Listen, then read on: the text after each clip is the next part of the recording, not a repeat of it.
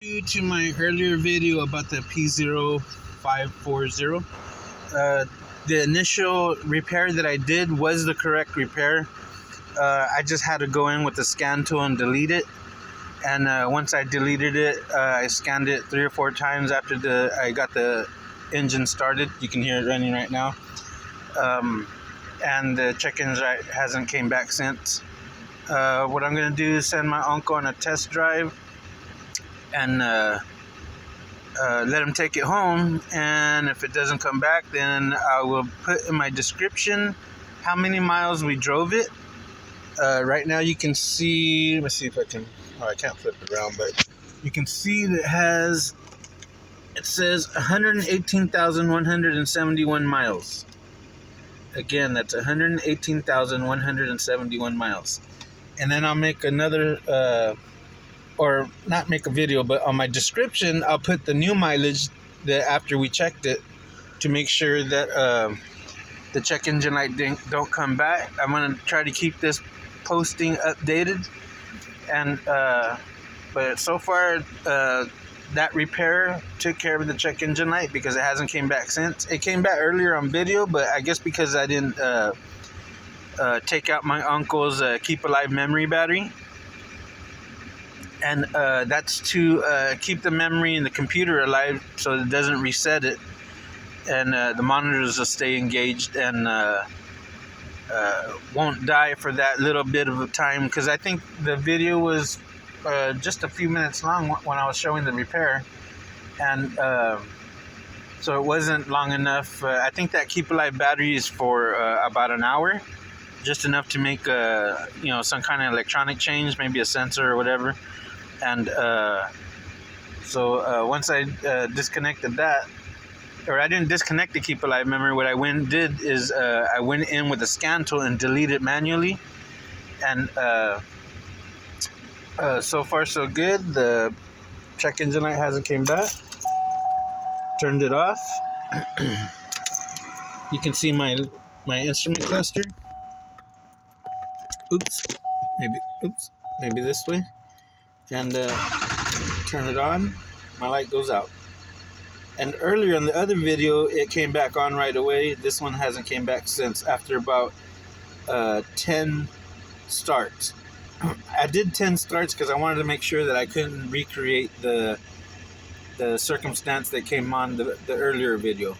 But now the check engine light is off, no problems. That was my fix for this Silverado. And if there's any updates that I need to put onto this video, I will make them in the comments. So this is part 2 to my earlier video where I did the actual repair.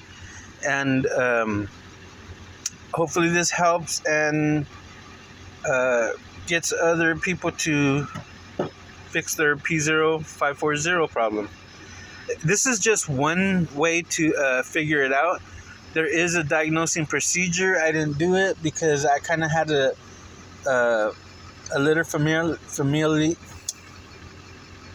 I was familiar with the problem. I'm sorry, and so I jumped across a bunch of steps and checked the main power supply, and that's how I figured this one out. So check the main power supply on yours. I'm not sure which exact diesel engine this is because I seen that there was a LT7 and LTF, and there was another one. I can't remember what it was, but there's different ones, and so you're gonna have to look for different diagrams. You have to have access to Mitchell on demand or all data to get the wiring schematics, because I looked all over the internet and I found one wiring schematic that I downloaded and printed, but it doesn't seem like it's the one to this truck. I did see that exact wiring diagram on another video that has to do with the P0540, but when I looked at the truck he was working on, mine was a little bit different, so I know that's not the wiring diagram for this truck. So yeah, see if you can get a wiring diagram, makes things a lot easier, and you'll be able to see all the testing points. There are some other technicians that we're properly diagnosing by using a tech tool scanner and a digital multimeter and also a test light. So those are things that you're going to need to try to find out what this problem was. This was the problem on this truck, so I thought I'd just put it out there because I haven't seen anybody look into the fuse that's right next to the fuse box. Actually, it's in back of the fuse box towards the firewall side and underneath the cover. So make sure you take the cover to the fuse box off to get to it. And one of the bolts that I was trying to take off that little thing that was holding the fuse in place, that bolt was really super hard to get off. The other one came off pretty easy.